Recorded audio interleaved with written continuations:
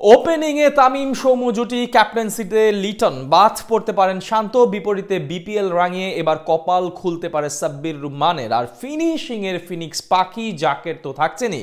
এশিয়ার শ্রেষ্ঠত্বের মিশনে এবার লড়াইয়ে নামবে টাইগাররা, তাই শক্তিশালী স্কোয়াড গোছানোতেই পুরো দস্তুর মনোযোগ নির্বাচকদের। কারা থাকতে পারেন 15 সদস্যের স্কোয়াডে, বিস্তারিত জানবো রিপোর্টে।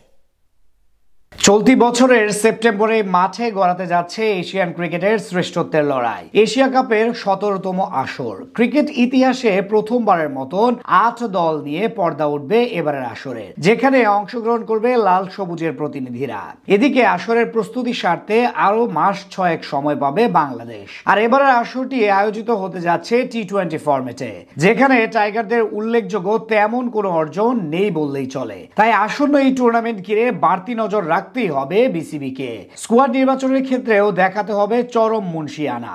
সবশেষ ওয়েস্ট ইন্ডিজ সফরে 3 ম্যাচে টি-20 সিরিজে দাপটের সঙ্গেই লড়াই করেছে টাইগাররা। এমনকি হোয়াইট ওয়াশের লজ্জাও ধরিয়ে দিয়েছিল স্বাগতিকদের। ঘরের বাইরে এই অর্জন কিছুটা হলেও আত্মবিশ্বাসে বলিয়ান রাখতে পারে টাইগারদের। এছাড়া সবশেষ বিপিএলেও দুর্দান্ত ব্যাটিং ক্যালিবার দেখিয়েছে টাইগার ব্যাটাররা। আসরের শীর্ষ 10 রান সংগ্রাহকের 9 জনই ছিল টাইগার ক্রিকেটার। যে তালিকায় চমক দেখিয়েছে সাম্প্রতিক সময়ে ওপেনিং করা তানজিদ তামিম। চিত্রনায়ক শাকিব খানের ঢাকা ক্যাপিটালসের হয়ে 12 ইনিংস ব্যাট চালিয়ে 485 রান ঝুলিতে নিয়েছিল তরুণ এই ক্রিকেটার। অন্যদিকে চোটের কারণে সবশেষ বিপিএল এ নিজের সামর্থ্য দেখানোর তেমন একটা সুযোগ পায়নি আরেক ওপেনার সৌম্য সরকার। তবে জিএসএল কিংবা ক্যারিবীয় সফর ব্যাট হাতে রীতিমতো আগ্রাসন চালিয়েছে এই টাইগার ওপেনার। ফলে টি-20 ফরম্যাটের এশিয়া কাপে টাইগারদের ওপেনিং জুটিতে আস্থার জায়গায় থাকবেন তামিম সৌম্য জুটি। পাশাপাশি ব্যাকআপ ওপেনার হিসেবে দলে জায়গা করে নিতে পারেন কিংসের হয়ে শেষ দিকের চমকে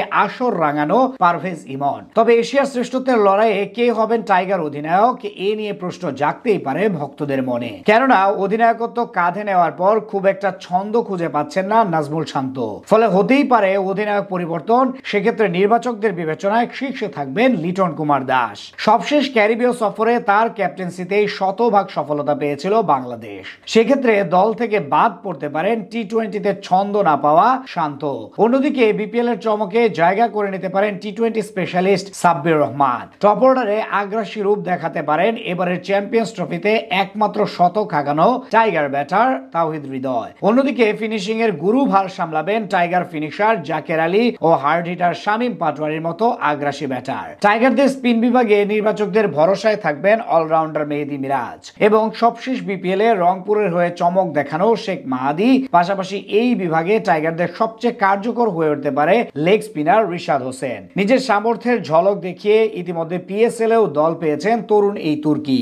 অন্যদিকে টাইগারদের পেস ইউনিট নির্বাচন নিয়ে কিছুটা ঝামেলায় পড়তে পারেন নির্বাচকরা, কেননা সাম্প্রতিক সময়ে পেস অ্যাটাকে দলের রয়েছে নজর কাড়া অর্জন। এশিয়া কাপের মতো আসরে এই বিভাগে নেতৃত্ব দিবেন টাইগার পেসার তাসকিন আহমেদি।